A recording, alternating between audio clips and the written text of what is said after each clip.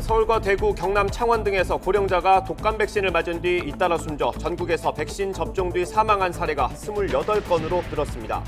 정부는 백신 접종과 사망과는 아직 구체적인 연관성이 확인 안 됐다며 예방접종 사업을 계속 추진하기로 했습니다. 국내 코로나19 새 환자 수가 일주일 만에 100명대로 올라갔습니다. 크고 작은 집단 감염 여파인데 하루에만 신규 감염 집단 6개가 확인돼 추가 확산이 우려됩니다. 경기도 남양주시의 한 요양원에서 35명이 한꺼번에 코로나19 확진 판정을 받았습니다. 이 요양원이 입주한 건물에서는 8월에도 집단 감염이 있었는데 2달 만에 또 집단 감염이 발생했습니다. 대검 국정감사에서 윤석열 검찰총장이 추미애 장관의 수사지휘권 행사에 대해 총장은 장관의 부하가 아니고 지휘권 박탈은 위법이라고 정면 반발했습니다. 총장은 법상 장관의 지휘 감독을 받는 공무원이라고 일축한 추미애 장관은 검찰의 라임 수사 무마 의혹 감찰을 법무부와 대검이 합동으로 하라고 지시했습니다. 미국 대통령 선거 12일 앞둔 오늘 후보들의 마지막 TV 토론이 열립니다. 부동층 표심을 잡기 위한 트럼프 대통령과 바이든 민주당 후보 간 불꽃 튀는 공방이 예상됩니다. 경기 북부와 강원 영서에 한파특보가 내려진 가운데 오늘은 아침 기온이 크게 떨어져 올가을 들어 가장 춥겠습니다. 추위는 내일 아침 서울 기온이 2도까지 내려가면서 절정을 보인 뒤 일요일부터 점차 풀릴 전망입니다. 시청자 여러분 안녕하십니까? 10월 23일 굿모닝 YTN 시작합니다. 전국에서 독감 백신을 맞은 뒤 숨진 사례가 30건에 육박하는 가운데 서울에서도 처음으로 관련 사망자가 나왔습니다. 보건당국은 이들의 사망과 독감 백신 사이의 인과관계가 명확하지 않은 만큼 접종을 중단하진 않을 계획입니다. 김민성 기자입니다. 경남 창원의 한 목욕탕입니다. 수요일 저녁 6시쯤 79살 A씨가 숨져 있는 것을 새신사가 발견해 신고했습니다. 독감 백신을 맞은 건 월요일이었고 그로부터 이틀 만에 사망한 겁니다. 평소 기저질환이 있었지만 목욕탕에 들어갈 때에는 별다른 증상이 없었던 것으로 전해집니다. 들어갈 때는 멀쩡하게 들어갔어요. 간신욕을 했대요. 다른 옆에 사람이 보니까. 혼자 있다가 좀 이상해서 이러고 신고를 했죠. 서울에서도 처음으로 사망자가 나왔습니다. 서울 삼성동 재활병원에 입원해 있다 지난 19일 이 병원에서 백신 주사를 맞은 80대 남성이 건강 상태가 악화돼 사흘 만에 숨진 겁니다. 독감 예방접종 후 사망한 사례는 지난 16일 인천 고교생을 시작으로 계속 늘어 20명을 훌쩍 넘었습니다. 서울과 인천 등 수도권에서 제주도까지 전국 지역을 가리지 않고 사망자가 잇따르고 있습니다. 사망자 대부분은 70대 이상 고령자로 기저질환을 앓았던 것으로 파악됐습니다. 보건당국은 백신 자체의 문제로 판명된 게 아닌 만큼 접종을 중단하지는 않을 계획입니다. 접종에 대해서 불신보다는 맞으시기 전에 지켜주셔야 될 내용, 건강 상태를 확인하셔서 충분히 건강하신 상황에서 예방접종을 받으셔야 된다는 말씀을 드리고요. 보건당국은 주사를 맞은 뒤 꼭 하루 정도는 안정을 취하라고 권고했습니다. 또 혼자 사는 노인이 독감 백신을 맞은 경우에는 다만 며칠이라도 마을회관이나 지인 등의 집에서 지내라고 덧붙였습니다. YTN 김민성입니다. 이처럼 독감 백신을 맞은 뒤 사망하는 사례가 잇따르는 가운데 이번에는 80대 남성이 하루 만에 혼수 상태에 빠졌습니다.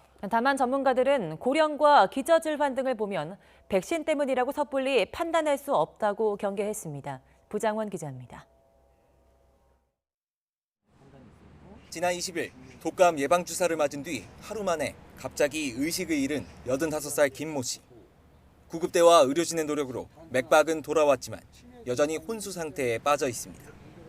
가족들은 병원에서 연명 치료를 하고 있지만 마음의 준비를 하라는 말을 들었습니다. 의사 선생님 말로, 간호사 선생님들 말로는 사망한 상태인 것이라고 짐작이 된다고 그러더라고요. 가능성이 없다라는 말까지 들었어요. 고령의 치매를 앓으면서 7년 전부터 요양원에 머물러 왔던 김 씨. 불과 며칠 전까지만 해도 의식이 또렷했던 아버지를 기억하는 아들은 이 상황이 믿기지 않습니다. 평소 당뇨나 고혈압 등 기저질환도 없었던 만큼 가족들은 백신에 문제가 있었던 건 아닌지 의구심을 지울 수 없는 상황. 주치의 역시 폐렴 증세가 있긴 하지만 쇼크가 올 정도의 염증은 찾을 수 없었다며 뚜렷한 답은 내놓지 못했습니다. 촉탁의 선생님께서도 자체 검진을 해서 발열이 있거나 이런 분들한테는 접종을 안 한대요. 그래서 이상이 없었기 때문에 접종을 하신 거라고 하더라고. 아무 이상이 없었을 때 접종을 했다고 하시는데 갑자기 쇼크가 왔다. 다만 전문가들은 섣부른 판단은 경계했습니다. 고령의 어르신들은 특별한 전조 없이 갑자기 증세가 나타나는 경우가 적지 않은 데다 백신 접종과 기저질환, 이상 반응과의 연결고리가 아직 분명하지 않은 점을 고려해야 한다는 겁니다. 확실히 백신 연관성은 이제 증명이 돼야 될 필요는 있긴 있지만 지금 상황에서 또 백신을 또 안 맞을 거냐 이 문제는 다른 문제여서 인과관계는 아직 불분명하지만 백신 주사를 맞은 뒤 숨지거나 이상 증세를 보이는 사례가 빠르게 늘어나고 있는 건 분명합니다. 가족들은 백신이 원인인지 그게 아니라면 납득할 수 있는 이유를 듣길 바랄 뿐입니다. YTN 부장원입니다.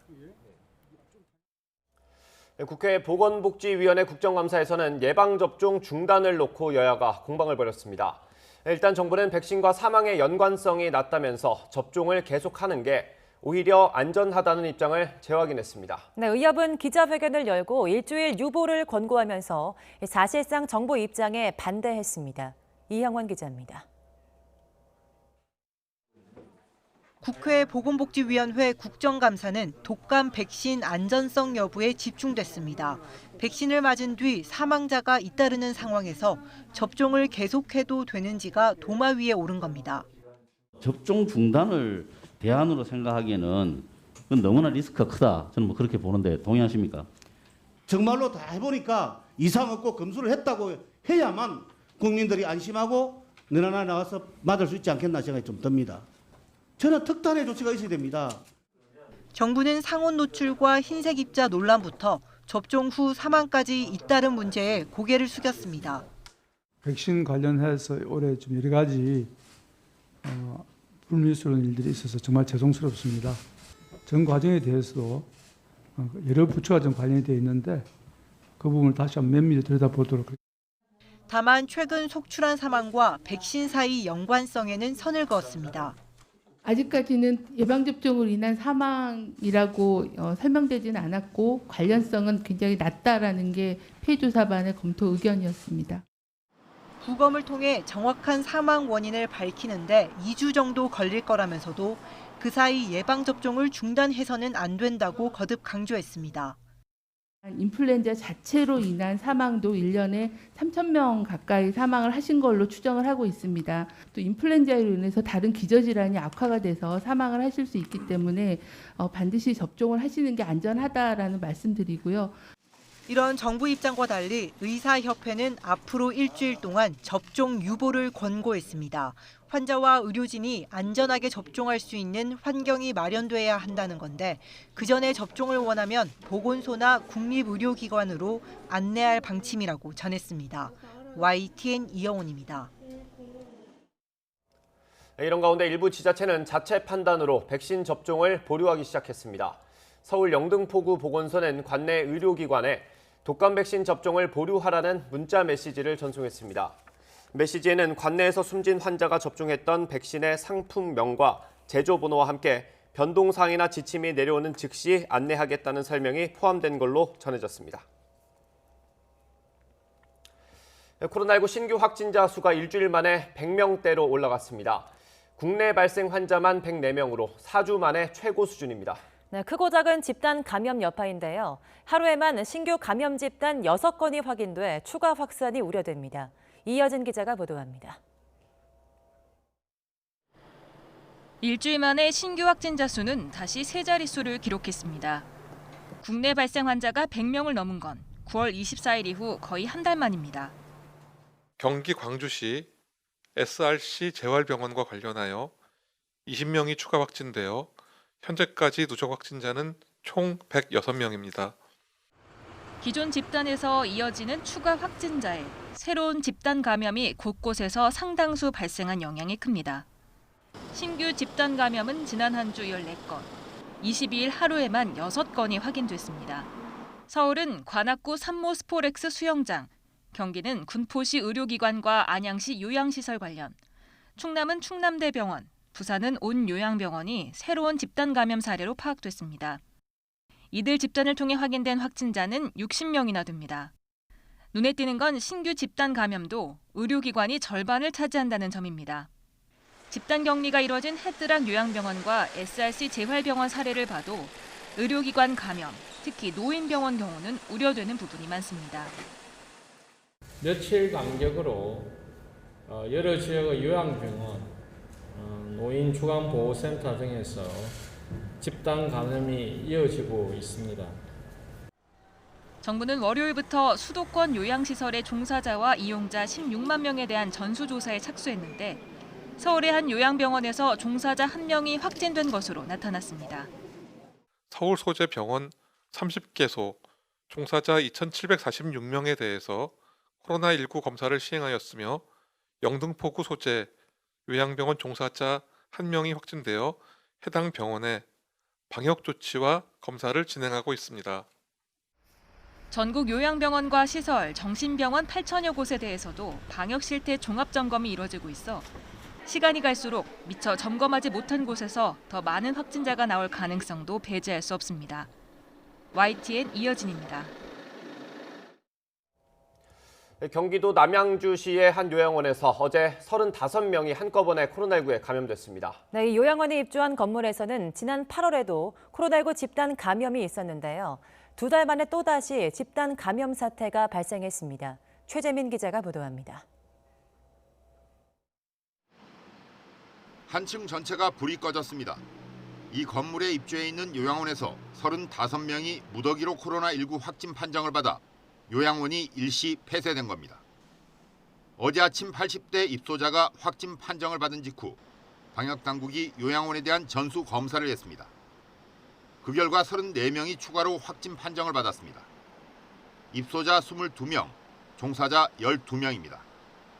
입소자 대부분은 기저질환이 있는 고령자이고 종사자들은 잠복기 동안 다른 곳도 방문한 것으로 전해졌습니다. 저희도 이제 확인되는 게 똑같이 긴급 재난 문자 온 것밖에 확인이 안 돼요. 네네. 그리고 이제 역학조사는 지금 진행 중이어가지고요. 이 건물에서는 지난 8월에도 집단 감염이 발생했습니다. 당시 이 건물 다른 요양원 2곳에서 18명이 코로나19 확진 판정을 받았습니다. 이 건물 1층과 2층에는 모두 8개의 요양원이 입주해 있어서 추가 확산 우려가 커지고 있습니다. YTN 최재민입니다. 코로나19 확산으로 비상이 걸린 프랑스가 야간 통행 금지를 대폭 확대했습니다. 신규 확진자 수가 연일 최고치로 집계되는 이탈리아도 통행 금지 지역을 늘렸습니다. 김태현 기자입니다. 코로나19 신규 확진자가 하루 4만 명 넘게 쏟아져 나온 프랑스의 확진자는 모두 100만 명에 이릅니다. 장 카스텍스 프랑스 총리는 야간 통행 금지를 이번 토요일부터 38개 주에 추가로 적용한다고 발표했습니다. 밤 9시부터 오전 6시까지 통금 지역이 54개 주로 늘어나면서 프랑스 인구의 3분의 2인 4,600만 명이 영향을 받게 됩니다. 다른 유럽 국가처럼 프랑스에도 두 번째 물결이 들이닥쳤고 상황은 심각합니다. Au cours des derniers jours, la situation sanitaire de notre pays a continué de se dégrader. La circulation du virus atteint aujourd'hui un niveau extrêmement élevé.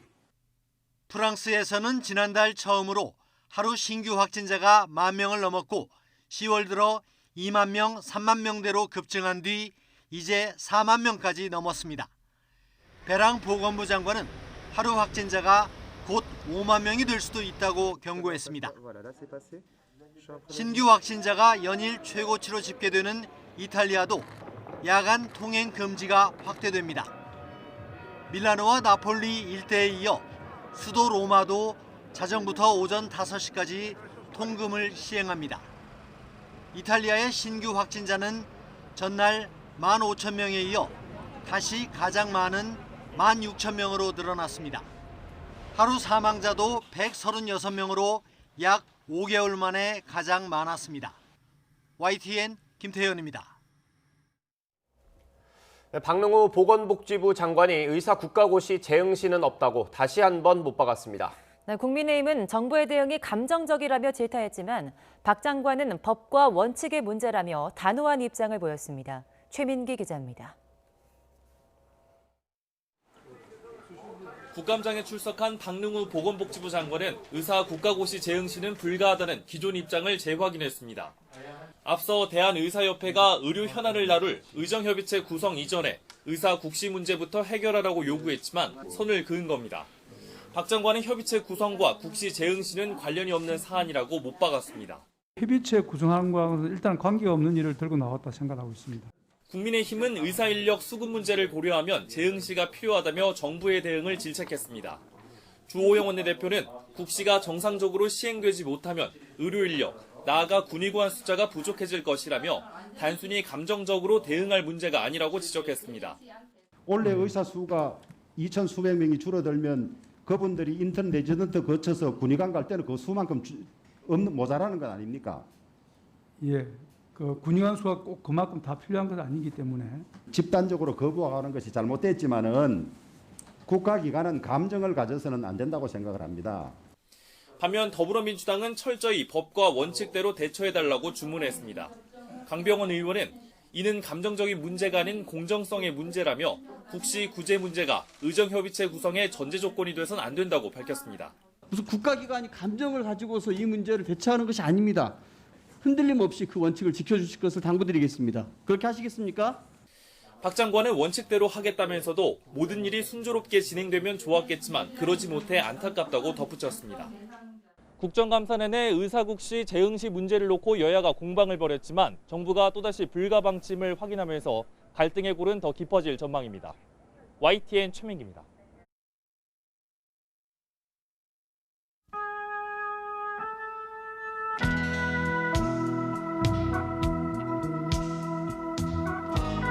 도가 지나쳤다라고 한다면 수사하는 사람들은 그런 것을 외압이라고 느낍니다. 이런 사람들의 그 어떤 그 의지 하나를 가지고 통장의 지휘권을 박탈하고 또 뭐 검찰을 이렇게 공박하는 거는 그거는 정말 비상식적이라고 저는 생각합니다.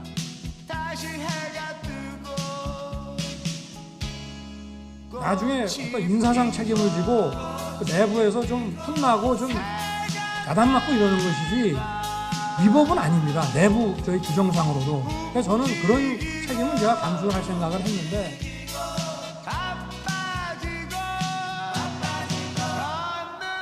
그 시간이 갈수록 아마 좀 이런 부분에 대해서 과거보다는 조금 더 상황이 안 좋아지는 것 같습니다. 참 이 정치와 사법이라고 하는 것은 크게 바뀌는 게 없구나. 내가 왜 그렇게 그냥 편하게 살지 이렇게 개인적으로 이렇게 살아왔는지에 대한 그런 생각도 많이 듭니다. 솔직한 말씀.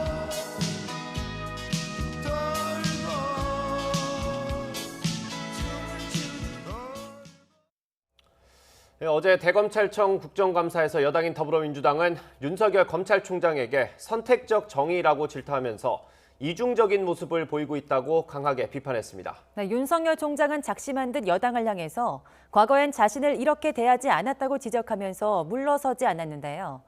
여당과 윤 총장의 기싸움 속에 야당인 국민의힘은 오히려 윤 총장을 응원하면서 공수가 뒤바뀐 듯한 모습을 연출했습니다. 우철희 기자입니다.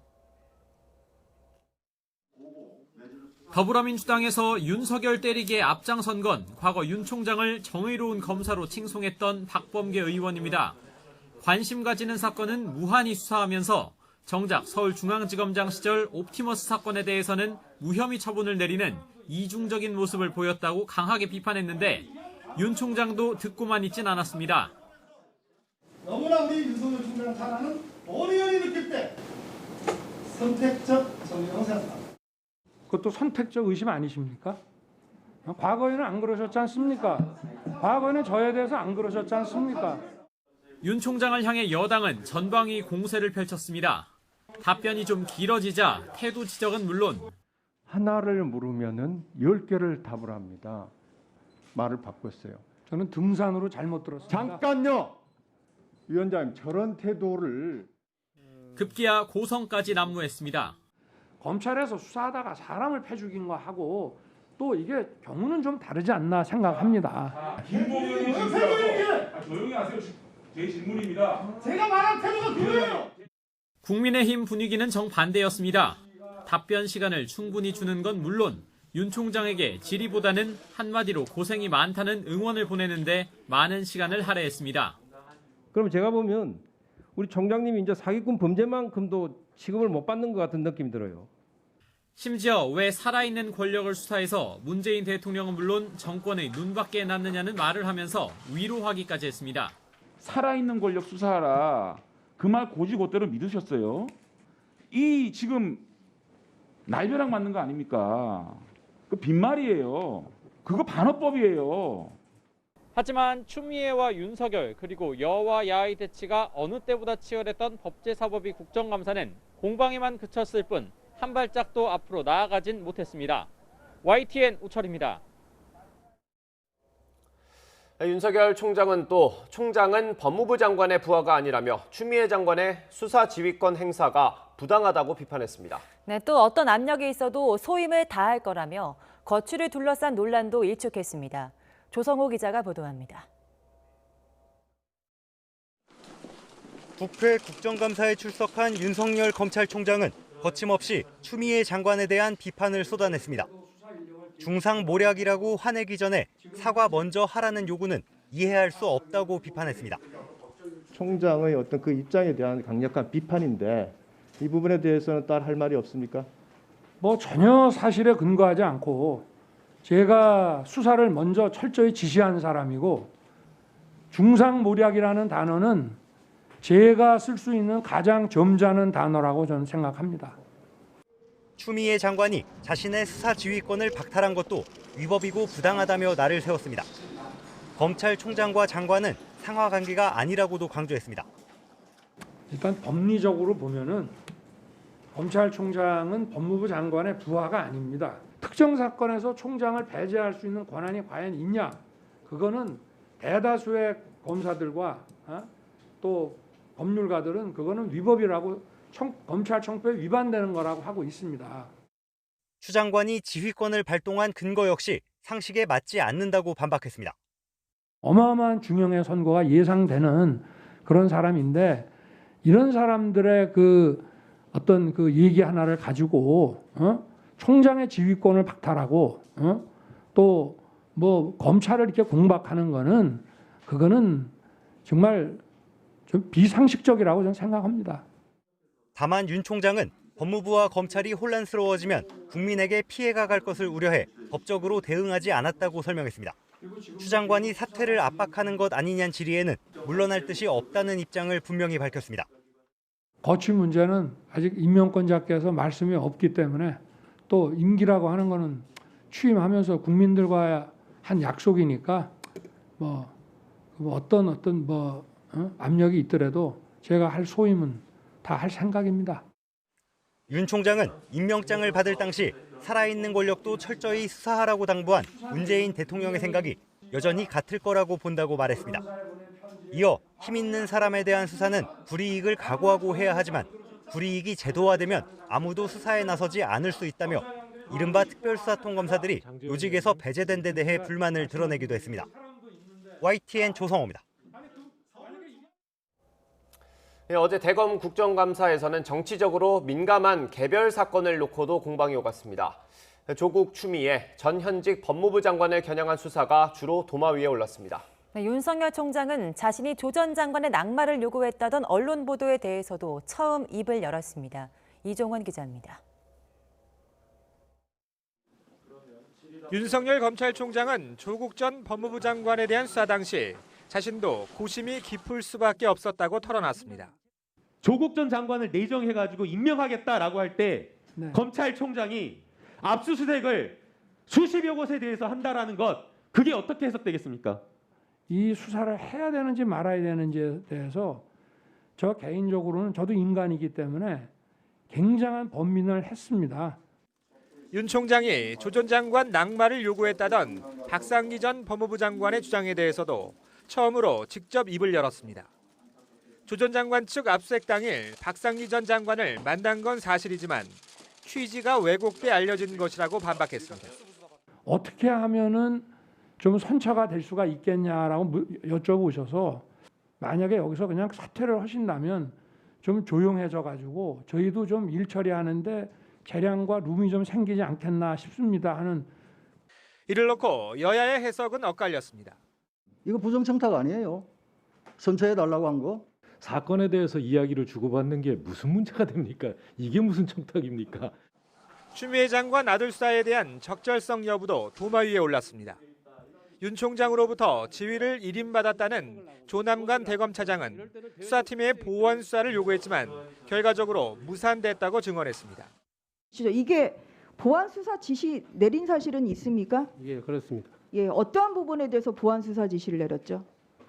구체적으로 뭐 설명성이 어렵습니다만 핵심 그 참고인의 이 진술이 좀 번복됩니다. 윤 총장은 추미애 장관 취임 이후 반복되는 검찰 인사 논란과 관련해서도 이런 식의 인사는 없었다며 과거보다 좌천성 인사가 더 심하다고 추 장관을 거듭 비판했습니다. YTN 이종원입니다. 윤석열 검찰총장은 퇴임 뒤 행보에 대해서 우리 사회와 국민을 위해 어떻게 봉사할지 퇴임하고 나서 천천히 생각해보겠다고 밝혔습니다. 윤 총장은 자정을 넘겨 이어진 국회 법사위 국정감사에서 임기를 마치고 정치하려는 마음이 있냐는 국민의힘 김도읍 의원의 질문에 이같이 답했습니다. 이어 김 의원이 그런 방법에 정치도 들어가냐고 재차 묻자 그것은 말씀드리기 어렵다고 답했습니다. 이를 두고 더불어민주당 김종민 의원은 정치가 아니라고 이야기하지 않는 걸 보니 할 수도 있다는 소리로 들린다고 언급하기도 했습니다. 라임 사건 수사를 총괄하던 박순철 서울 남부지검장이 어제 오전에 전격 사퇴 의사를 밝혔습니다. 네, 박 지검장은 정치가 검찰을 덮어버렸다며 정치권과 언론을 비판했고 추미애 장관의 수사지휘권 발동이 부당하다고도 지적했습니다. 이경국 기자입니다. 진행 중인 사건을 포함해서 추가 의혹이 제기된 사건 다 철저하게 수사하도록 하겠습니다. 김봉현 전 스타모빌리티 회장의 옥중 폭로로 각종 의혹이 불거진 뒤 국정감사에서 철저한 수사를 약속했던 박순철 서울 남부지검장.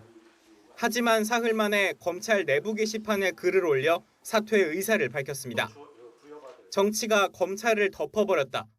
짤막한 문구로 시작하는 글은 추미애 법무부 장관 지휘권 발동에 부당함을 지적하는 내용이었습니다. 우선 박 지검장은 라임 수사와 관련해 윤석열 검찰총장의 지휘를 배제한 주요 의혹들은 사실과 거리가 있다고 말했습니다. 윤 총장 가족 사건 등에 대한 수사 지휘에 대해서도 선뜻 납득하기 어렵다고 비판했습니다. 김봉현 전 회장이 제기한 사건 은폐와 편향 수사 의혹도 조목조목 반박했습니다. 김 전 회장의 1,000억 원대 횡령과 사기가 본질이라며 로비 사건은 과정의 일부일 뿐이라고 강조했습니다. 검사의 비리 의혹은 폭로를 통해 처음 알았다면서도 야당 정치인 관련 수사는 격주마다 윤석열 총장에게 보고됐고 수사도 상당 부분 진척됐다고 설명했습니다. 지난 8월엔 수사 상황을 대검찰청에도 보고했다며 검찰이 내놓을 수사 결과를 믿어달라고 호소했습니다. 박 지검장은 정치와 언론이 각자의 프레임에 맞춰 정치검찰로 보이게 하는 현실이 안타깝다며 검사직을 내려놓겠다고 전했습니다. 추미애 장관은 중대한 시기에 검사장이 사의를 표명하게 돼 유감이라는 뜻을 밝혔습니다. 추 장관은 서울 남부지검 수사팀에 흔들림 없이 진실규명에 전념해달라고 당부했습니다. 또 수사지휘 체계의 공백을 최소화하도록 조만간 후속 인사를 단행하겠다고도 덧붙였습니다. YTN 이경국입니다. 윤석열 검찰총장은 김봉현 전 스타모빌리티 회장이 폭로한 라임 자산운용 사건 관련 의혹에 대해 철저한 수사를 지시했다며 제대로 수사하지 않았다는 법무부 발표를 정면으로 반박했습니다. 윤 총장은 대검 국정감사에서 여당과 야당 정치인 관련 비위는 5월 7일과 21일 각각 직접 보고를 받고 철저한 수사를 지시했다고 밝혔습니다. 네, 추미애 장관은 라임 자산운용 사건과 관련해 법무부가 진행해온 검찰의 수사 무마 의혹을 대검찰청 감찰부와 합동으로 감찰하라고 지시했습니다. 법무부는 어제 저녁 8시쯤 기자단에 문자를 보내서 국회 대검찰청 국정감사 과정에서 빚어진 논란과 관련해 이같이 지시했다고 밝혔습니다. 서울대학교 국정감사에서는 나경원 전 의원의 아들 김모 씨의 고교 시절 논문 포스터 공동저자 등재와 관련해 범여권 의원들의 질의가 집중됐습니다. 오세정 서울대 총장은 고교생이던 나 전 의원 아들 김 씨가 서울대 소속으로 연구 성과물에 이름을 올리는 게 말이 되느냐는 더불어민주당 서동용 의원 질의에 그렇게 하면 안 되는 것이었다고 답했습니다. 국회 국방위원회 소속인 더불어민주당 김병기 의원이 군 복무 중 장염에 걸린 아들을 위해 군 간부에게 죽 심부름을 시켰다는 의혹이 제기됐습니다. KBS는 지난해 말 당시 제10 전투비행단 군사경찰대대장이었던 박모 중령이 곤군 본부 군사경찰단에 보고한 문건을 토대로 이 같은 의혹을 보도했습니다. 해당 문건에는 지난 2019년 7월 당시 비행단 최고 책임자였던 박칠호 단장과 국방부 국회 협력 담당 이모 대령이 박중령에게 장염을 앓고 있는 김 의원 아들을 위해 부대 밖 죽 전문점에서 죽을 사다 주라는 지시를 했다는 내용이 담겨 있는 것으로 전해졌습니다.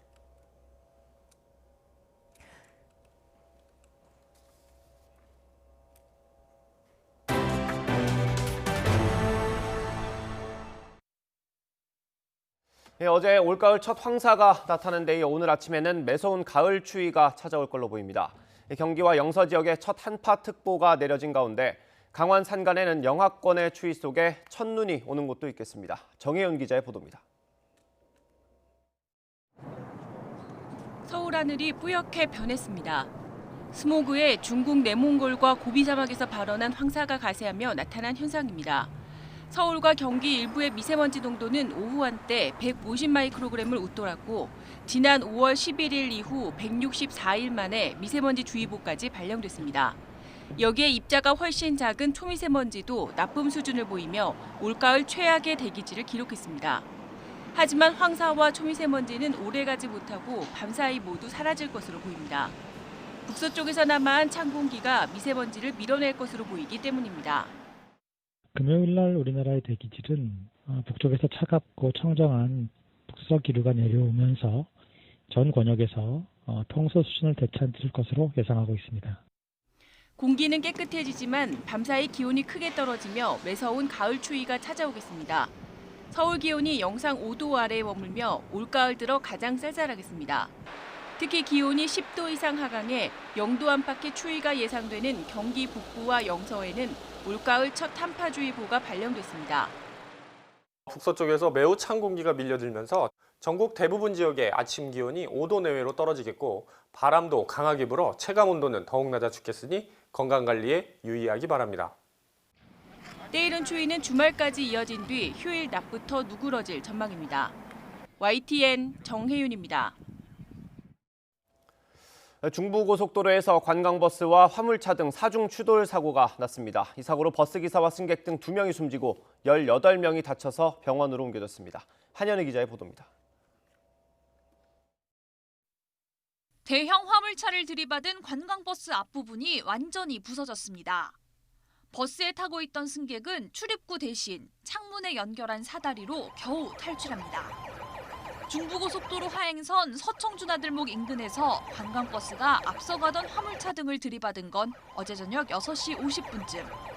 이 사고로 버스 운전자와 승객 등 2명이 숨지고 18명이 다쳐 병원으로 옮겨졌습니다. 사고 수습으로 고속도로에서 극심한 정체가 빚어지기도 했는데 경찰은 추돌 사고로 서 있던 화물차를 버스가 들이받은 것으로 보고 정확한 경위를 조사하고 있습니다. 어제 저녁 7시 50분쯤에는 경기 김포시 풍무동의 한 식당으로 30대 여성 A씨가 몰던 차량이 돌진해 6명이 다쳤습니다. 경찰은 A씨가 조작 실수로 가속 페달을 밟은 것으로 보고 정확한 사고 원인을 조사하고 있습니다. 도로가 내려앉는 사고도 있었습니다. 어젯밤 10시쯤 서울 성수동의 한 도로에 가로 5m, 세로 2m, 깊이 3m 규모의 싱크홀이 발생했습니다. 당시 현장 인근 집안 공사가 진행 중이었지만 다친 사람은 없었습니다. 구청은 사고 현장 인근 가로수가 고압선과 닿을 위험이 커 가로수를 우선 제거하고 복구 작업을 진행했습니다. 경찰과 구청은 인근 공사 현장의 터파기나 상수도관에서 발생한 누수 등이 영향을 미쳤을 수 있다고 보고 정확한 원인을 조사하고 있습니다. YTN 한현입니다. 텔레그램 성착취 사건으로 기소된 박사방 운영자 조주빈에게 검찰이 1심에서 무기징역을 구형했습니다. 검찰은 피해자들이 엄벌을 탄원하고 있다고 강조했고 조주빈은 인생을 바쳐 잘못을 뉘우치겠다며 눈물을 흘렸습니다. 강희경 기자가 보도합니다. 이른바 텔레그램 성착취 사건으로 사회적 공분을 불러일으킨 박사방 주범 조주빈의 1심 재판 절차가 마무리됐습니다. 검찰은 조주빈 등 박사방 회원 6명의 결심 공판에서 조 씨에게 무기징역을 선고해달라고 재판부에 요청했습니다. 함께 기소된 전직 거제시청 공무원 등 성인인 공범 4명에게는 징역 10년에서 15년을, 미성년자인 태평양 이모군에게는 징역 장기 10년에 단기 5형을 각 구형했습니다. 검찰은 조 씨 등이 전무후무한 성폭력 범죄 집단을 만들어 사회를 충격에 빠뜨렸고 피해자들이 엄벌에 처해달라고 눈물로 호소하고 있다고 강조했습니다. 피해자들도 변호인을 통해 낸 탄원서에서 잊을 수 없는 피해를 안고 살아가야 한다며 거듭 엄벌을 촉구했습니다. 이에 대해 조주빈 측 변호인은 범죄에 상응하는 벌을 받아 마땅하지만 이런 범죄가 유발될 수 있었던 사회적 환경도 고려돼야 한다고 말했습니다. 환경으로 인한 책임까지 조 씨 개인에게 물어선 안 된다는 겁니다. 직접 발언 기회를 얻은 조주빈도 벌을 달게 받을 것이고 피해자들에게도 사죄하고 싶다며 인생을 바쳐 잘못을 갚아나가겠다고 눈물로 호소했습니다. 재판이 끝난 뒤에는 아버지가 대신해 고개를 숙였습니다. 제 자식이 사회적으로 큰 무리를 일으키고 또 피해자분들께 엄청난 피해와 아픔을 준 것에 대해서 애비로서 진심으로 사죄를 드립니다. 앞서 검찰은 조주빈 등을 아동 청소년 등을 상대로 성착취물을 촬영해 판매 유포한 혐의로 재판에 넘겼고 이후 조 씨가 범죄 집단을 조직해 방대한 성착취물을 제작 유포한 것으로 보고 범죄단체 혐의로 추가 기소했습니다. 1심 선고는 다음 달 26일 오전 10시에 내려집니다. 재판부가 박사방을 범죄 집단으로 인정해 구성원 모두에게 중형을 선고할지 관심이 쏠리고 있습니다. YTN 강희경입니다. 화상을 입고 투병하던 인천 초등학생 형제 가운데 끝내 숨지고만 8살 동생. 빈소가 차려졌지만 유족들은 조문을 받지 않았습니다. 회복 중인 10살 형은 아직 동생이 떠난 소식을 듣지 못했다고 합니다. 정현우 기자의 보도입니다. 흰색, 보라색 리본이 초등학교 운동장 한쪽 가득 걸려 있습니다. 쌀쌀한 가을바람에 삐뚤빼뚤한 아이들의 글씨가 휘날립니다. 동생아, 하늘에서 편하게 지내렴. 거기선 아프지 마. 화재로 중화상을 입고 한 달가량 치료받다 끝내 눈을 감고만 8살 A군을 위해 같은 학교 친구들이 추모 리본을 하나하나 매달았습니다.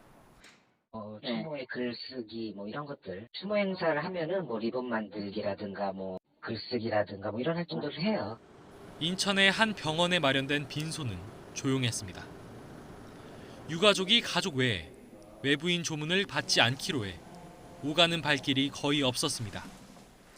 튜브 없이 미음을 삼키고 엄마를 부를 정도로 한때 회복했던 아이. 외할아버지와 영상통화를 하기도 했지만 다시 상태가 나빠져 하늘로 떠나고 말았습니다. 가족들은 가슴 아파하며 눈시울을 붉혔습니다. 엄마 애들 너무 상대가 부어서 말도 하고 했었어요. 싸움은 걱정은 안 했었거든요.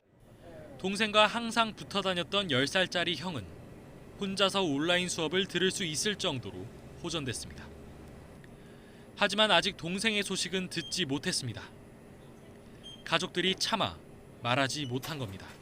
관리가 안 되죠. 수시로 체크를 하고 있고요. 아이가 지루하니까 좀 게임이나 이렇게 할 때만 핸드폰을 주고 밖에 할 때는 해소하죠.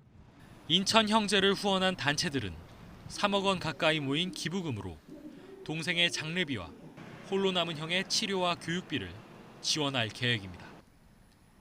YTN 정현우입니다. CJ 대한통운이 최근 발생한 택배기사 사망에 대해 사과하고 작업 시간과 강도를 낮출 수 있는 대책을 시행하겠다고 밝혔습니다.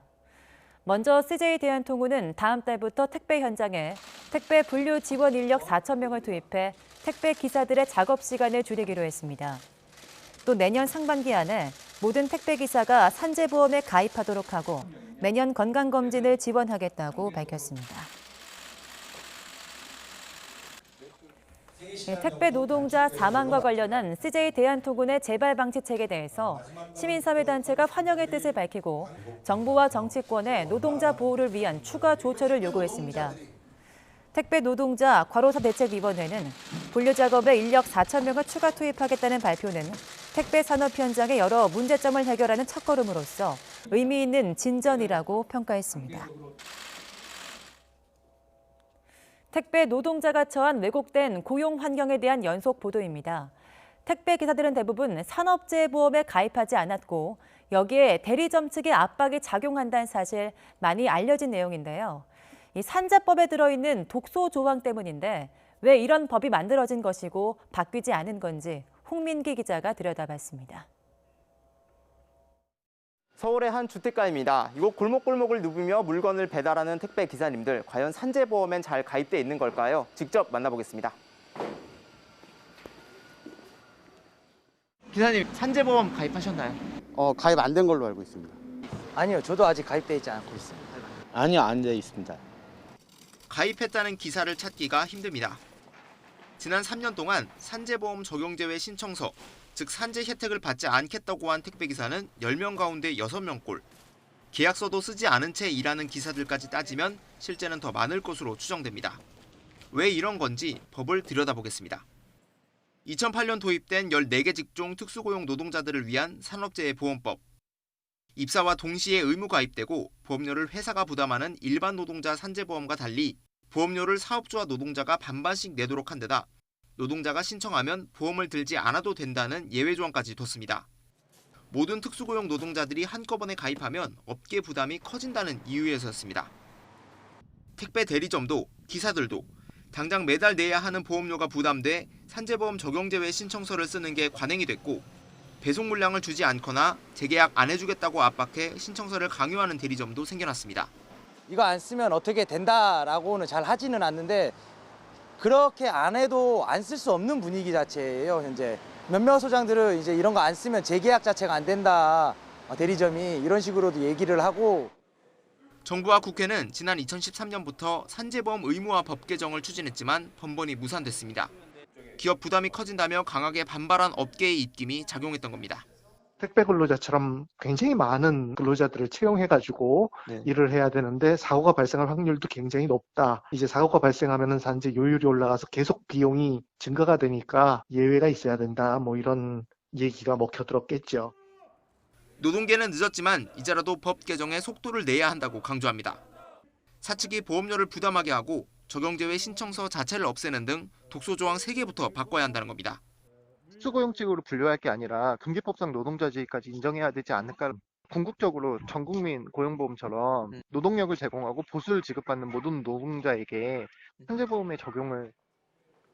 과로에 시달리다 죽어도 보상조차 받지 못하는 허무한 상황이 이어지는 걸 막기 위해 시급한 산재법 개정. 더는 업계 반발에 무력화돼선 안 됩니다. YTN 홍민기입니다. 네, 미 대선 후보들의 마지막 TV 토론이 우리 시각으로 오전 10시에 개막합니다. 대선을 12일 앞두고 부동층 표심을 잡기 위한 트럼프 대통령과 바이든 후보 간의 불꽃 공방이 예상되는데요. 주요 관전 포인트를 조수연 기자가 소개합니다.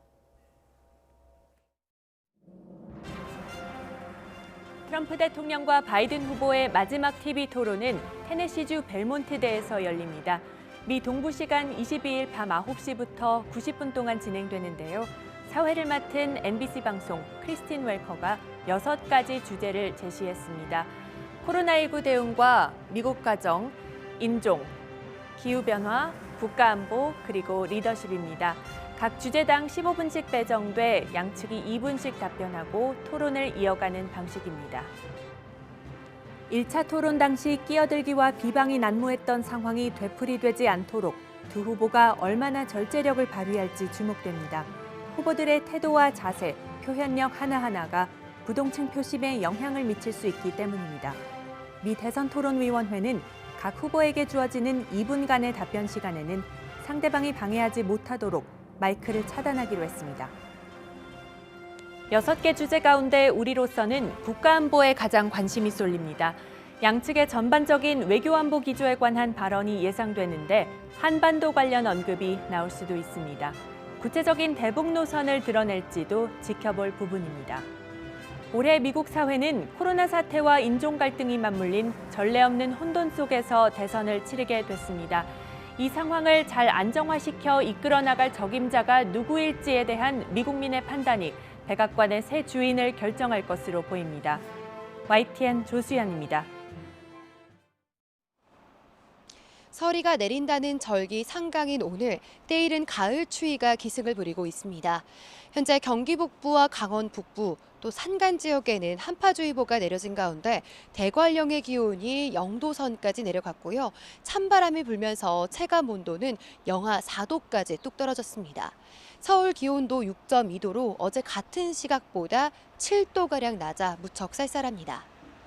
그 밖에 철원은 0.1도, 동두천은 1.7도 등 경기 북부와 강원 북부, 산간 지역의 기온이 5도를 밑돌고 있는데요.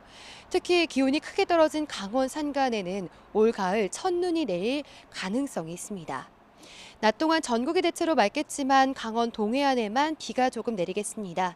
오늘 낮 기온은 서울이 13도, 대전과 광주 15도로 대부분 지역에서 15도를 밑돌며 서늘하겠습니다. 주말인 내일 서울 아침 기온이 2도까지 떨어지면서 추위가 절정에 달하겠고요. 휴일 낮부터 차츰 누그러질 전망입니다. 내일까지 서해안과 제주도, 강원 산간에는 초속 10에서 15m의 강한 바람이 불겠습니다. 시설물 관리와 안전사고에 각별히 신경 써주시기 바랍니다. 지금까지 상암동 야외 스튜디오에서 YTN 홍나실입니다. 서울과 대구, 경남, 창원 등에서 고령자가 독감 백신을 맞은 뒤 잇따라 숨져 전국에서 백신 접종 뒤 사망한 사례가 28건으로 늘었습니다. 정부는 백신 접종과 사망과는 아직 구체적인 연관성이 확인 안 됐다며 예방접종 사업을 계속 추진하기로 했습니다. 경기도 남양주시 한 요양원에서 35명이 한꺼번에 코로나19 확진 판정을 받았습니다. 이 요양원이 입주한 건물에서는 8월에도 집단 감염이 있었는데 2달 만에 또 집단 감염이 발생했습니다. 미국 대통령 선거를 12일 앞둔 오늘 후보들의 마지막 TV 토론이 열립니다. 부동층 표심을 잡기 위한 트럼프 대통령과 바이든 민주당 후보 간 불꽃 튀는 공방이 예상됩니다. 경기 북부와 강원 영서에 한파특보가 내려진 가운데 오늘은 아침 기온이 크게 떨어져 올가을 들어 가장 춥겠습니다. 추위는 내일 아침 서울 기온이 2도까지 내려가면서 절정을 보인 뒤 일요일부터 점차 풀릴 전망입니다. 전국에서 독감 백신을 접종한 뒤 숨진 사례가 지금까지 28건으로 집계됐습니다. 서울시는 강남구 삼성동 재활병원에서 입원 치료를 받던 84살 남성과 영등포구에서 72살 남성이 숨졌다고 밝혔습니다. 성남에서도 지난 19일 80대 여성이 백신을 맞은 뒤 1시간 만에 숨진 게 확인됐습니다. 또 경남 창원과 통영, 창녕 등에서 70대 4명의 사망 사례가 보고됐고 대구 경북에서도 4건이 신고됐습니다. 네, 독감 백신 접종 뒤 사망자가 잇따르는 것과 관련해 정은경 질병관리청장은 아직 구체적인 연관성이 확인 안 됐다며 예방접종 사업을 계속 추진하겠다는 입장을 재확인했습니다. 정 청장은 현재까지 사망자 보고가 늘긴 했지만 접종에 의한 사망이라는 직접적 연관성은 낮다는 것이 피해 조사반 의견이라고 답했습니다. 대한의사협회는 예방접종을 일주일 동안 잠정적으로 미룰 것을 정부에 권고했습니다. 또 의협 회원들에게 의료기관 접종을 잠정 중단하라는 내용의 안내문 발송을 시작했습니다. 의협은 접종 후 사망 보고 간 인과관계가 명확하게 밝혀지지 않아 이 기간 사망과 백신 접종과의 인과성 등 접종 안정성에 대한 의학적 근거를 확보하라고 정부에 요청했습니다. 독감 백신 접종 후 사망 신고가 급증하면서 오늘 예방접종 피해 조사반 회의와 예방접종 전문위원회가 다시 열립니다. 질병관리청은 오늘 회의에서 앞서 신고 때 논의했던 사망 신고 사례 6건 외에 이후 보고된 사례들을 종합해 검토하고 대책을 논의할 예정이라고 밝혔습니다. 경기도 남양주시의 한 요양원에서 어제 35명이 한꺼번에 코로나19에 감염됐습니다. 이 요양원이 있는 건물에서는 지난 8월에도 집단 감염이 있었는데 2달 만에 또다시 집단 감염 사태가 발생했습니다. 최재민 기자가 보도합니다. 한층 전체가 불이 꺼졌습니다. 이 건물에 입주해 있는 요양원에서 35명이 무더기로 코로나19 확진 판정을 받아 요양원이 일시 폐쇄된 겁니다. 어제 아침 80대 입소자가 확진 판정을 받은 직후 방역당국이 요양원에 대한 전수 검사를 했습니다. 그 결과 34명이 추가로 확진 판정을 받았습니다. 입소자 22명, 종사자 12명입니다. 입소자 대부분은 기저질환이 있는 고령자이고 종사자들은 잠복기 동안 다른 곳도 방문한 것으로 전해졌습니다. 저희도 이제 확인되는 게 똑같이 그 긴급 재난 문자 온 것밖에 확인이 안 돼요. 네네. 그리고 이제 역학조사는 지금 진행 중이어가지고요. 이 건물에서는 지난 8월에도 집단 감염이 발생했습니다. 당시 이 건물 다른 요양원 2곳에서 18명이 코로나19 확진 판정을 받았습니다. 이 건물 1층과 2층에는 모두 8개의 요양원이 입주해 있어서 추가 확산 우려가 커지고 있습니다. YTN 최재민입니다. 재활병원과 사우나 같은 다중 이용 시설을 중심으로 확진자가 늘면서 산발적인 집단 감염이 이어지고 있습니다. 재확산 우려까지 나오면서 시민들의 불안감이 커지고 있습니다. 이상곤 기자입니다. 충남 천안의 한 사우나에서 새로운 집단 감염이 확인됐습니다. 사우나를 이용한 60대가 확진된 뒤 방문객과 직원 등을 검사한 결과 확진자가 무더기로 나왔습니다. 확진자가 잇따르면서 선별 진료소에는 검사를 받으려는 사람들이 몰렸습니다. 감염 경로가 확인되지 않은 사례에 이어 확진자가 크게 늘면서 시민 불안감은 커졌습니다. 아유, 불안해져. 목욕도 못 가고 집에만 있고 그래서 아주 힘들어요. 방역당국은 등산 모임에 다녀온 사우나 이용객 첫 확진자가 지난 8일부터 증상이 있었다는 점을 주목하고 있습니다. 경기도와 인접한 천안 지역만 3분화에 방역 조치를 강화할 필요는 아직 없지만 가능성은 열려 있다고 밝혔습니다. 천안만의 특성과 천안의 여건으로 인해서 코로나19가 감염이 확산된다는 것이 나름대로 우리가 분석이 된다면 언제든지 특별한 지역을 제한해서 특별한 조치를 취할 수 있다고 생각됩니다. 경기도에서는 50일 만에 가장 많은 확진자가 나왔습니다. 안양시 노인주간 보호시설과 군포시 병원, 양주시 섬유회사 등에서 추가 감염이 확인됐습니다. 경기도 광주시 재활병원에서는 첫 확진자가 나온 지 닷새 만에 누적 확진자가 100명을 넘어섰습니다. 집단 감염이 일어나면 가족과 직장에 2차, 3차 감염이 이어지고 또 다른 집단 감염으로 번지는 양상입니다. 추가 감염을 최소화할 수 있도록 사우나와 의료기관 등 다중이용시설에서 확진자가 잇따르고 있는 가운데 방역당국은 마스크 쓰기 등 기본 방역수칙을 반드시 준수해달라고 당부했습니다. YTN 이상곤입니다. 네, 국회 보건복지위원회 국정감사에서 박능우 보건복지부 장관이 의사 국가고시 재응시는 없다고 다시 한번 못 박았습니다. 국민의힘은 정부의 대응이 감정적이라며 질타했지만 박 장관은 법과 원칙의 문제라며 단호한 입장을 보였습니다. 최민기 기자입니다. 국감장에 출석한 박능우 보건복지부 장관은 의사 국가고시 재응시는 불가하다는 기존 입장을 재확인했습니다. 앞서 대한의사협회가 의료 현안을 다룰 의정협의체 구성 이전에 의사 국시 문제부터 해결하라고 요구했지만 손을 그은 겁니다. 박 장관은 협의체 구성과 국시 재응시는 관련이 없는 사안이라고 못 박았습니다. 협의체 구성하는 거하고는 일단 관계가 없는 일을 들고 나왔다 생각하고 있습니다. 국민의힘은 의사인력 수급 문제를 고려하면 재응시가 필요하다며 정부의 대응을 질책했습니다. 주호영 원내대표는 국시가 정상적으로 시행되지 못하면 의료인력, 나아가 군의관 숫자가 부족해질 것이라며 단순히 감정적으로 대응할 문제가 아니라고 지적했습니다. 원래 의사 수가 2천 수백 명이 줄어들면 그분들이 인턴 레지던트 거쳐서 군의관 갈 때는 그 수만큼 모자라는 것 아닙니까?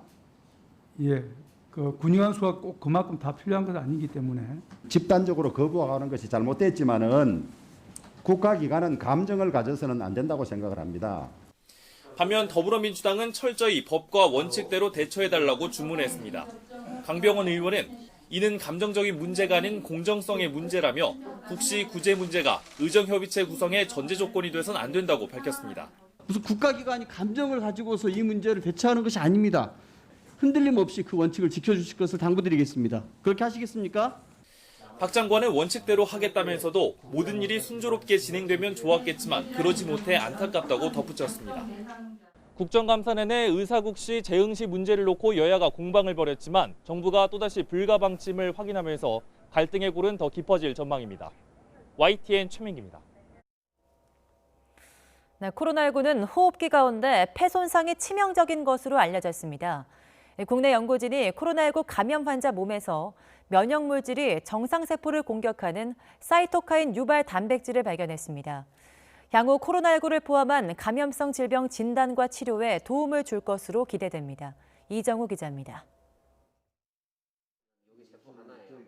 체내 지방 생합성 조절 단백질은 생체 조직에서 콜레스테롤 항상성을 조절하고 선천적 면역 반응에 관여하는 핵심 인자입니다. 코로나19 바이러스 감염 환자에게 조절 단백질이 폐에 염증을 일으키고 이때 단백질 일부가 혈액으로 빠져나와 진단 표적이 될 수 있다는 것을 우리 연구진이 밝혔습니다. 바이러스 감염 시 조절 단백질 일부가 독소 역할을 해 중증 폐혈증 환자의 면역 체계 혼란을 일으키는 사이토카인 폭풍으로 이어진다고 설명했습니다. 특히 중환자의 경우에 조절 단백질의 일부가 그 환자의 혈액에 많은 농도로 분포되어 있다라는 것을 발견하게 되었습니다. 혈액으로 분비된 조절 단백질 수치는 염증의 활성화 수준을 알 수 있는 바이오마커 역할을 합니다. 따라서 이를 진단 시약이나 치료제를 개발하는 데 활용할 수 있을 것으로 내다봤습니다.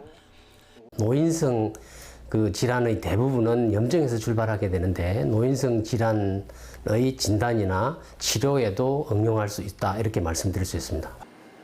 영남대, 경북대와 공동 수행한 이번 연구 결과는 신호전달과 표적치료 분야 세계적 학술지 시그널 트랜스덕션 타겟 테라피 온라인판에 실렸습니다. YTN 이정호입니다.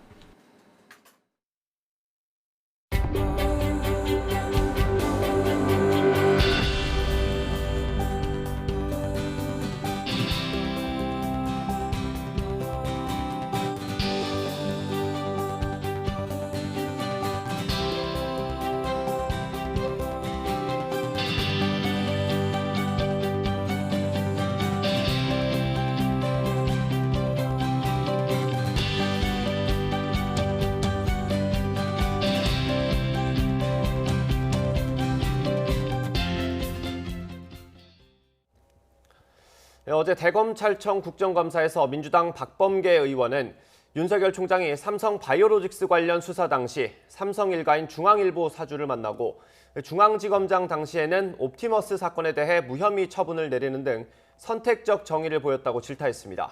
네, 이에 대해 윤 총장은 선택적 의심 아니냐면서 과거엔 자신에게 안 그러지 않았냐 이렇게 정면으로 반박했습니다. 직접 들어보시죠. 서울중앙지검장이 이렇게 언론 사주들, 조선일보 사주도 만났다는 보도가 있는데 이렇게 언론 사주들 만나는 것이 관행입니까?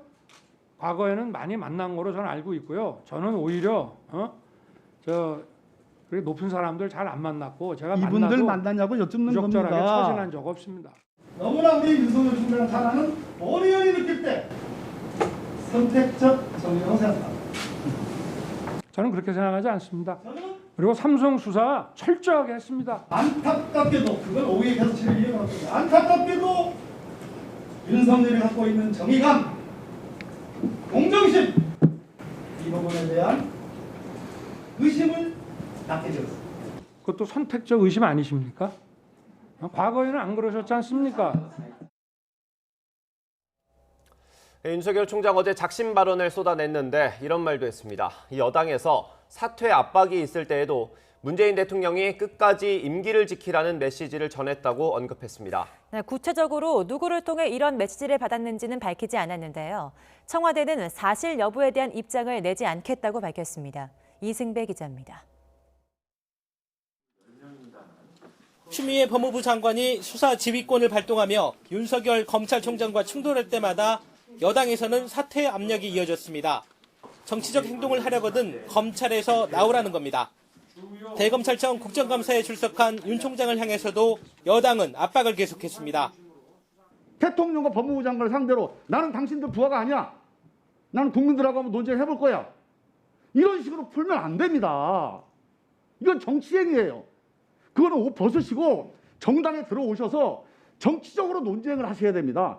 야당은 윤 총장을 모욕 주기 위해 수사 지휘권을 뺏고 가족 사건까지 덮어씌워 찍어내려고 한다고 거들었습니다. 법무부 장관이 민주적 통제라는 미명 아래 윤석열 검찰총장을 찍어내기 위해서 치졸한 방법의 수사지휘권 남용? 이거야말로 문민 독재라고 저는 생각을 하고요. 하지만 윤 총장은 스스로 물러나지 않겠다는 의지를 분명히 했습니다. 총선 뒤 문재인 대통령에게 끝까지 임기를 지켜달라는 메시지를 받았다고 밝혔습니다. 지난 총선 이후에도 민주당에서 사퇴하라 이런 얘기가 나왔을 때에도 적절한 그 메신저를 통해 가지고 흔들리지 말고 임기를 지키면서 소임을 다하라고 말씀을 전해 주셨습니다. 윤 총장은 할 일을 충실히 하는 것이 임명권자뿐 아니라 국민에 대한 책무라고 강조하며 여당의 압박에 밀리지 않았습니다. 거취 문제는 아직 임명권자께서 말씀이 없기 때문에 또 임기라고 하는 거는 취임하면서 국민들과 한 약속이니까 어떤 압력이 있더라도 제가 할 소임은 다 할 생각입니다. 다만 청와대는 윤 총장 발언의 사실 여부 등에 대한 생각이나 입장은 밝히지 않았습니다. 청와대 관계자는 발언 진위 여부를 확인하려면 말을 전한 사람을 찾아야 하는데 누군지도 모르고 찾을 생각도 없다고 말했습니다. YTN 이승배입니다. 김봉현 전 스타모빌리티 회장의 옥중 입장문이 파문을 일으키고 있는 가운데 이강세 전 대표가 김봉현은 믿을 수 없는 사람이라고 강하게 비난했습니다. 네, 검찰과 정치권으로 관심을 돌려서 진흙탕 싸움을 만들려는 것이라고 깎아내렸습니다. 신준명 기자입니다. 김봉현 전 스타모빌리티 회장은 2차로 내놓은 자필 입장문에서 이강세 전 스타모빌리티 대표에게 활동비를 준 건 사실이라고 주장했습니다. 또 이 전 대표가 강기정 전 청와대 정무수석을 만난 것도 사실이라고 적었습니다. 하지만 이 전 대표 측은 믿을 수 없는 사람이라며 김봉현 전 회장의 주장을 반박했습니다. 이 전 대표 변호인은 김 전 회장으로부터 5천만 원을 받은 사실이 없다고 강조했습니다. 다만 1,000만 원씩 2차례 받은 일은 있다면서 라인 피해 해결을 위한 기자회견 등 활동비로 받아 사용했을 뿐 정관계 로비에 사용한 일은 없다고 해명했습니다. 광주 MBC 사장을 지낸 이 전 대표는 회사 자금 192억 원을 횡령하고 금융감독원의 라인 감사 무마를 위한 청탁 명목으로 김 전 회장에게 5천만 원을 받은 혐의로 구속 기소돼 재판을 받고 있습니다. 이 전 대표 측은 김 전 회장을 더 이상 재판의 증인으로 부르지 않을 계획이라며 김 전 회장이 노리는 건 라임 사태 주범으로 지목된 상황에서 검찰과 정치권으로 관심을 돌려 진흙탕 싸움을 만들려는 것이라고 주장했습니다. 앞서 김 전 회장은 지난 8일 이 전 대표 재판에 증인으로 출석해 이 전 대표를 통해 강기정 전 청와대 수석에게 5천만 원을 전달했다고 증언했습니다. 하지만 강 전 수석이 1원도 받은 적 없다며 김 전 회장을 위증과 명예훼손 혐의로 고발하자 2차 자필 입장문에선 돈을 받아 전달하겠다던 이 전 대표가 중간에서 임의로 사용했을 수 있다고 적었습니다. YTN 신준명입니다. 어제 서울대학교 국정감사에서는 나경원 전 의원의 아들 김모 씨의 고교 시절 논문 포스터 공동저자 등재와 관련해 법여권 의원들의 질의가 집중됐습니다.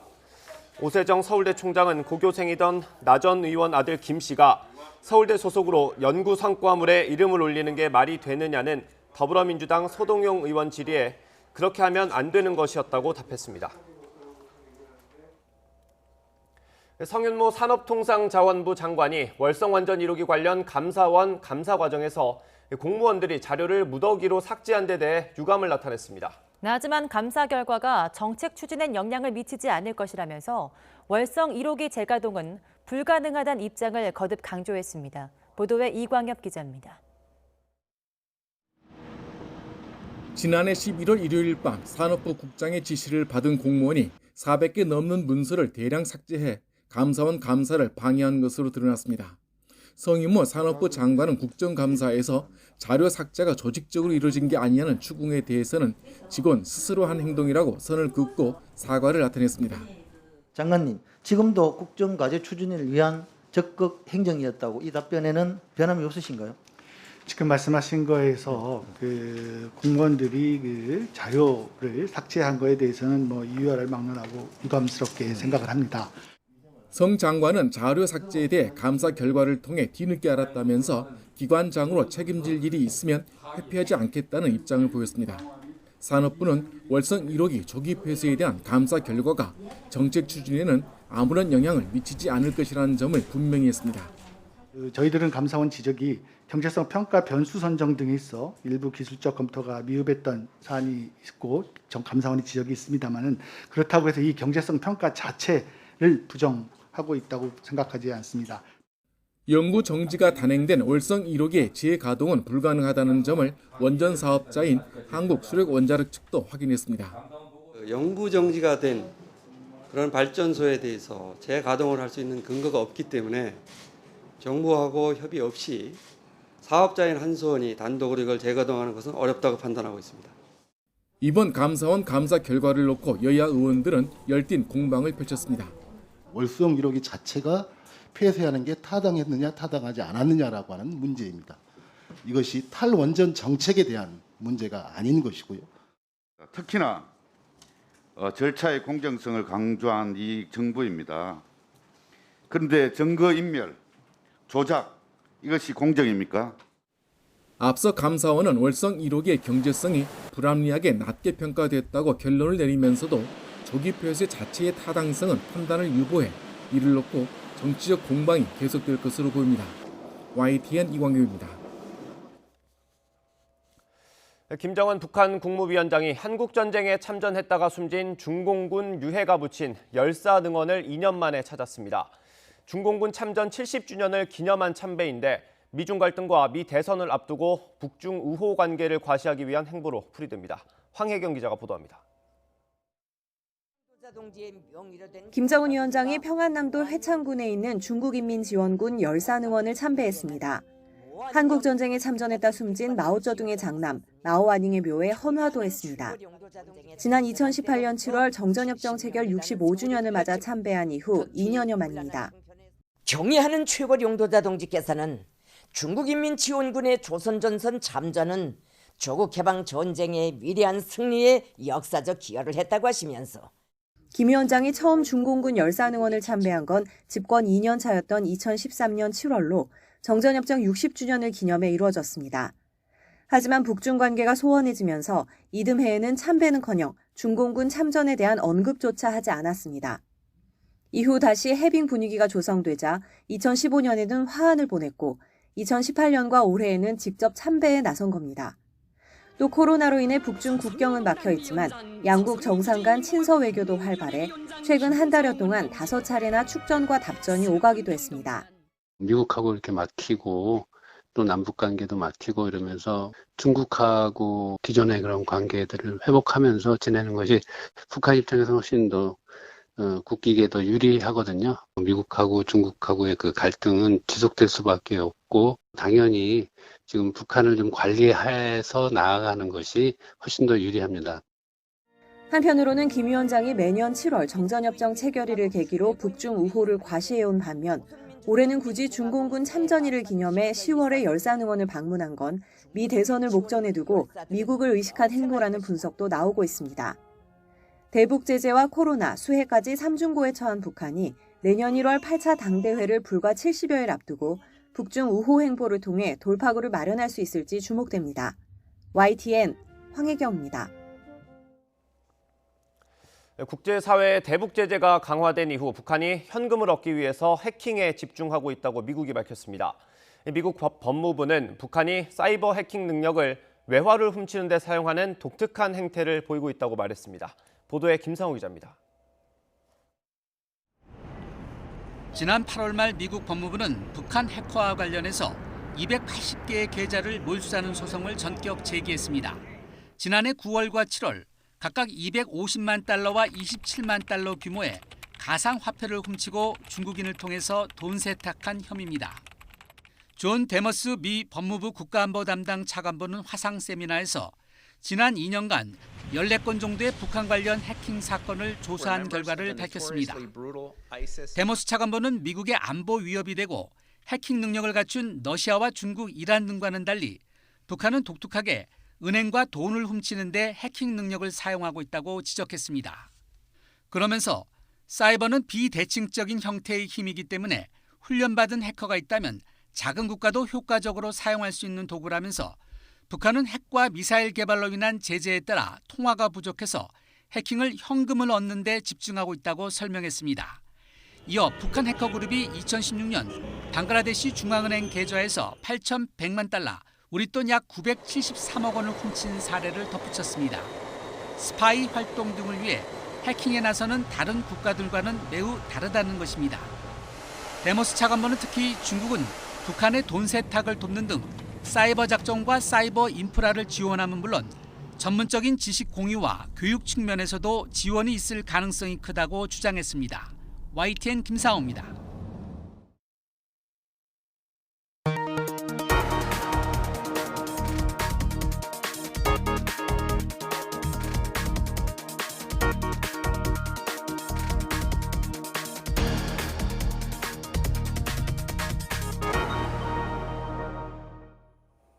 네, 중부 고속도로에서 관광버스와 화물차 등 차량 넉 대가 잇따라 추돌했습니다. 이 사고로 버스 기사와 승객 등 2명이 숨지고 18명이 다쳤습니다. 한현희 기자입니다. 대형 화물차를 들이받은 관광버스 앞부분이 완전히 부서졌습니다. 버스에 타고 있던 승객은 출입구 대신 창문에 연결한 사다리로 겨우 탈출합니다. 중부고속도로 하행선 서청주나들목 인근에서 관광버스가 앞서가던 화물차 등을 들이받은 건 어제 저녁 6시 50분쯤. 이 사고로 버스 운전자와 승객 등 2명이 숨지고 18명이 다쳐 병원으로 옮겨졌습니다. 사고 수습으로 고속도로에서 극심한 정체가 빚어지기도 했는데 경찰은 추돌 사고로 서 있던 화물차를 버스가 들이받은 것으로 보고 정확한 경위를 조사하고 있습니다. 어제 저녁 7시 50분쯤에는 경기 김포시 풍무동의 한 식당으로 30대 여성 A씨가 몰던 차량이 돌진해 6명이 다쳤습니다. 경찰은 A씨가 조작 실수로 가속 페달을 밟은 것으로 보고 정확한 사고 원인을 조사하고 있습니다. 도로가 내려앉는 사고도 있었습니다. 어젯밤 10시쯤 서울 성수동의 한 도로에 가로 5m, 세로 2m, 깊이 3m 규모의 싱크홀이 발생했습니다. 당시 현장 인근 집안 공사가 진행 중이었지만 다친 사람은 없었습니다. 구청은 사고 현장 인근 가로수가 고압선과 닿을 위험이 커 가로수를 우선 제거하고 복구 작업을 진행했습니다. 경찰과 구청은 인근 공사 현장의 터파기나 상수도관에서 발생한 누수 등이 영향을 미쳤을 수 있다고 보고 정확한 원인을 조사하고 있습니다. YTN 한현입니다. 자동차 부품업체 다스의 자금을 횡령하고 삼성 측의 뇌물을 받은 혐의 등으로 기소된 이명박 전 대통령이 29일 대법원 판단을 받습니다. 대법원은 29일 오전 10시 10분 특정 범죄 가중처벌법상 뇌물 등의 혐의로 기소된 이 전 대통령의 상고심 선고 공판을 진행합니다. 앞서 이 전 대통령은 다스를 지배하며 349억 원가량을 횡령하고 삼성전자가 대신 내준 다스의 미국 소송비 68억 원 등 뇌물 110억 원을 챙긴 혐의 등으로 기소됐습니다. 네, 군 사이버사령부의 댓글 공작을 지시해 정치에 관여한 혐의로 실형을 선고받은 김관진 전 국방부 장관이 2심에서 일부 혐의가 무죄로 인정돼 감형받았습니다. 서울고등법원은 군 형법상 정치 관여 등의 혐의로 기소된 김 전 장관에게 징역 2년 6개월을 선고한 1심을 깨고 징역 2년 4개월을 선고했습니다. 재판부는 김 전 장관의 정치 관여 혐의는 1심처럼 유죄로 봤지만 사이버사령부 군무원 채용 과정에서 친정부 성향을 판별하고 호남 출신을 배제했다는 직권 남용 등 혐의는 무죄로 판단했습니다. 네, 지난 8월 한 엄마 경찰관이 음주운전 차량에 치여 19개월 된 딸을 두고 숨지는 안타까운 사고가 있었습니다. 장기 기증을 하겠다던 평소 고인의 뜻에 따라서 소중한 생명을 살리고 세상을 떠났는데요. 유족들은 어딘가에 고인이 꼭 살아있는 것만 같다고 말했습니다. 손효정 기자입니다. 결혼 14년 만에 얻은 금쪽 같은 딸과 환한 미소를 짓고 있는 고 홍성숙 경사. 남편은 이젠 사진으로만 볼 수 있는 아내를 볼 때마다 눈시울이 붉어집니다. 홍 경사가 음주운전 차량에 치여 남편과 19개월짜리 딸을 두고 세상을 떠난 건 지난 8월. 거짓말인 줄 알았죠. 처음에는 거짓말인 줄 알았고 시간이 없다. 그래서 얼마나 시간이 있느냐라고 물어봤었습니다. 근데 물어봤는데 길어야 하루 7시간. 사고 당시 상태는 위중했고 이튿날 뇌사 판정을 받았습니다. 청천벽력 같은 소식이 이어졌지만 남편은 평소 아내가 입버릇처럼 말하던 일을 실천하기로 결심했습니다. 자기가 먼저 가면 어떻게 기증을 할 건지 말할 건지 그거에 대해서 얘기를 좀 했었는데 그래서 예전부터 그 남의 그 호흡이 돼주고 눈이 돼주고 그다음에 심장이 돼서 좀 뛸 수 있게 그렇게 해주는 게 좋지 않을까라는 얘기를 좀. 13년 동안 경찰로 재직하며 아이들과 여성 피해자에게 동네 언니로 편하고 듬직하게 다가갔던 고 홍성숙 경사. 일주일에 10번 넘게 학교에 강의하러 가는 등 고된 일을 마다치 않았고 누구보다 책임감 있게 일했습니다. 제 동생은요, 자기 할 일은 확실히 하는 사람이었어요. 되게 확실한 성격이었어요. 여러 번 시도 끝에 가진 태명 희망이 앞에선 무장 해제되는 딸바보 엄마였습니다. 아직 엄마 소식을 모르는 희망이는 아빠 손을 붙잡고 해맑게 웃을 뿐입니다. 여기 엄마 거 있네, 엄마 거. 가족의 비보 앞에서 장기 기증을 결심하기란 쉬운 결정이 아닙니다. 어려운 결심을 내린 홍 경사와 가족에게 시민들이 남긴 응원과 애도의 댓글은 2주 만에 3천여 건을 넘어섰습니다. 부인의 그 뇌사라는 것이 받아들이기 어려우셨겠지만 그래도 그 결단을 통해 가지고 많은 분에게 생명을 전하셨잖아요. 이번에 홍성숙 경사님의 사연을 접하신 분들이 나도 그러면 기증을 해서 마지막 순간까지 소중한 생명을 살리고 떠난 고 홍성숙 경사. 가족들은 홍 경사가 꼭 어디선가 살아있는 것만 같다고, 멀리서 가족들을 지켜보고 있는 것만 같다고 말합니다. 비록 하늘나라로 떠났지만 다른 사람의 그 안에서 숨을 쉬고 그렇게 생각하고 살고 있으니까 참 잘 살았다라는 얘기를 마누라가 해줄 수 있는 그런 남자가 될 수 있도록 이렇게 노력하겠습니다. YTN 손효정입니다. 네, 홍남기 부총리 겸 기획재정부 장관이 주택 매매 시장이 최근 안정세를 보이면서 가격 하락으로 방향성을 전환했다고 밝혔습니다. 홍 부총리는 국회 기획재정위원회 종합감사에서 더불어민주당 고용진 의원이 주택 매매 시장 힘의 균형이 무너지기 시작했다고 보는데 동의하냐고 묻자 전적으로 동의한다고 답했습니다. 고 의원이 언제부터 본격적으로 집값이 하락할 것으로 보이냐고 질의하자 단언하긴 어렵지만 과도하게 올랐던 부분은 시장 기능에 의해서 조정이 있을 것으로 본다고 덧붙였습니다. 어제 CJ 대한통운 소속 택배 노동자 한 명이 또 숨진 것으로 확인되면서 올해 과로사로 추정되는 택배 노동자가 모두 13명으로 늘었습니다. CJ 대한통운은 택배기사 사망과 관련해 사과하고 대책을 내놓았는데요. 택배 분류 작업에 4,000명을 추가 투입하겠다고 밝혔습니다. 개훈이 기자입니다. 연이은 택배기사 사망과 관련해 업계 1위 CJ 대한통운이 대국민 사과했습니다. 박근희 대표이사가 직접 연단에 서서 90도로 고개를 숙여 사과했습니다. 저를 비롯한 CJ 대한통운 경영진 모두는 지금의 상황을 엄중하게 받아들이며 재발 방지 대책에 전력을 기울이고 있습니다. 이어 택배 종사자 보호를 위한 대책을 발표했는데 택배 기사들의 작업 시간과 강도를 낮추는 데 초점이 모아졌습니다. 택배 기사들 사이에서 소위 공짜 노동으로 불리던 분류 작업에 다음 달부터 인력이 추가 투입됩니다. 기존의 1,000명을 포함해 모두 4,000명으로 늘어납니다. 또 내년 상반기까지 모든 택배 기사를 산재보험에 가입하도록 하고 매년 건강검진을 지원하기로 했습니다. 하지만 분류 인력 추가 투입에 드는 비용이나 산재보험료 부담 등 세부 사항은 앞으로 논의가 더 필요하다고 밝혔습니다. 금액에 대한 분담에 대한 디테일은 결정되지 않았고 각 집배점의 상황과 각 사업 환경이 다르기 때문에 적극적으로 협의해 나가면서 진행할 예정입니다. 택배 노조는 과로사 문제에 대한 전향적인 조치에 대해 긍정적으로 평가했습니다. 저희가 일관되게 요구해왔던 이 분류 작업에 대한 인력 투입에 대해서도 4,000명을 투입하겠다라고 발표를 한 것에 대해서도 환영하는 바입니다. 택배 기사들은 업계 1위 CJ 대한통운의 이 같은 조치가 택배업계 전반으로 확대되기를 기대하고 있습니다. YTN 개훈입니다. 네, 미국 대선을 12일 앞두고 오늘 마지막 TV 토론이 우리 시각 오전 10시부터 시작됩니다. 이런 가운데 민주당을 지지하는 사람들에게 트럼프 대통령을 찍으라는 협박 메일이 보내진 것과 관련해 미 정부 당국은 배후에 이란이 있다고 밝혔습니다.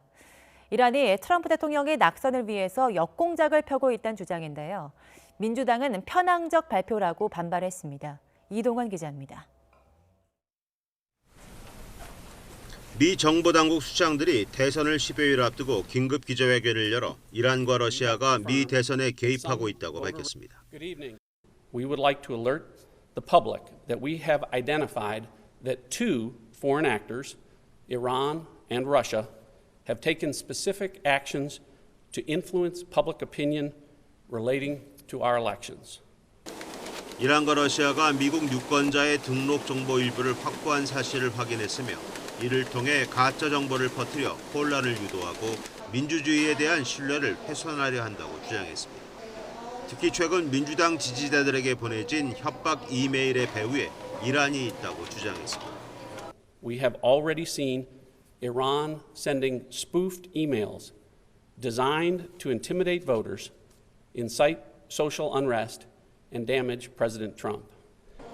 경합주인 펜실베니아와 애리조나, 플로리다의 유권자들에게 극우 단체인 프라이드 보이즈 명의로 트럼프 대통령에게 투표하라는 협박 메일이 보내졌는데 트럼프 대통령의 낙선을 바라는 이란의 역공작이라는 주장입니다.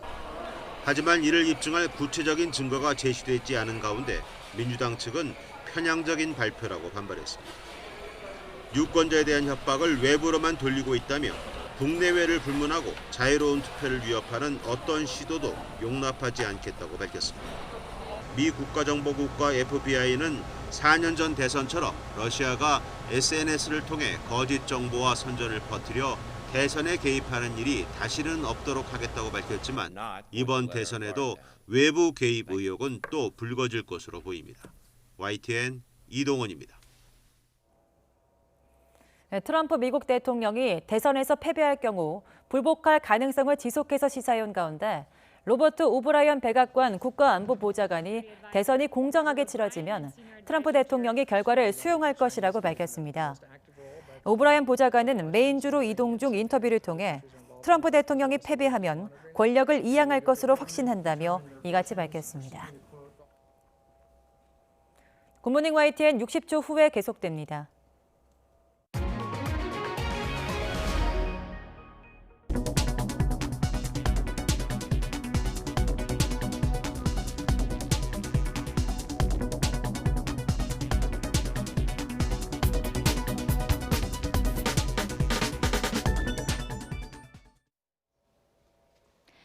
절기 상강인 오늘 올가을 들어 가장 추운 날씨가 찾아왔습니다. 경기 북부와 영서에 올가을 첫 한파특보가 내려진 가운데 현재 대관령의 기온은 영하권으로 뚝 떨어졌고요. 서울도 5.5도로 올가을 들어서 가장 낮은 기온을 기록하고 있습니다. 출근길에 옷차림을 따뜻하게 해주시는 게 좋겠습니다. 아침까지 강원 산간에는 산발적으로 눈이 날리는 곳이 있겠고요. 강원 동해안으로는 비도 조금 내리겠습니다. 낮 동안 맑은 가운데 공기도 깨끗하겠지만 서해안과 제주도에는 바람이 무척 강하게 불겠고요. 동해안에는 너울성 파도가 높게 일겠습니다. 낮에도 찬바람이 불며 종일 서늘하겠습니다. 오늘 서울의 한낮 기온은 13도, 광주가 15도, 부산은 18도로 예상되고 있습니다. 주말인 내일은 서울의 아침 기온이 2도까지 뚝 떨어지는 등 때이른 추위가 절정에 달하겠고요. 이번 추위는 휴일인 모레 낮부터 점차 누그러질 전망입니다. 지금까지 날씨 정보였습니다. 네, 독감을 예방하는 백신이 되레 불안의 대상이 되고 있습니다. 의사협회가 예방접종 유보를 권고한 뒤에 서울의 한 보건소도 같은 판단을 내렸습니다. 네, 질병관리청은 오늘 예방접종 피해조사반과 전문위원회 회의를 다시 엽니다. 어느 쪽이든 지금의 불안감을 해소할 대책이 절실한데요. 새로운 대책이나 방침이 발표되는 대로 전해드리겠습니다. 네, 오늘 미국에서는 대선 마지막 TV 토론이 열립니다. 특히 오늘은 국가 안보에 대한 주제도 다룰 예정이어서 한반도 상황이 언급될 수도 있습니다. 네, 잠시 뒤 오전 10시부터 진행되는 토론의 주요 내용과 결과까지 이어지는 뉴스에서 자세히 확인하실 수 있습니다. 네, 마지막으로 가슴 아픈 소식 하나 기억하면서 마무리하겠습니다. 라면을 끓여 먹다가 불이 나서 다쳤던 인천의 초등학생 형제 가운데 이틀 전에 세상을 떠난 8살 동생의 발인이 오늘 엄수됩니다. 네, 거기선 아프지 마라는 학교 친구들의 추모글이 꼭 하늘에 닿길 바라겠습니다. 또 이런 비극이 다시는 반복되지 않도록 저희를 포함해서 모두가 노력해야겠습니다. 네, 굿모닝 화이팅 오늘 여기서 마치겠습니다. 함께해 주신 여러분 고맙습니다.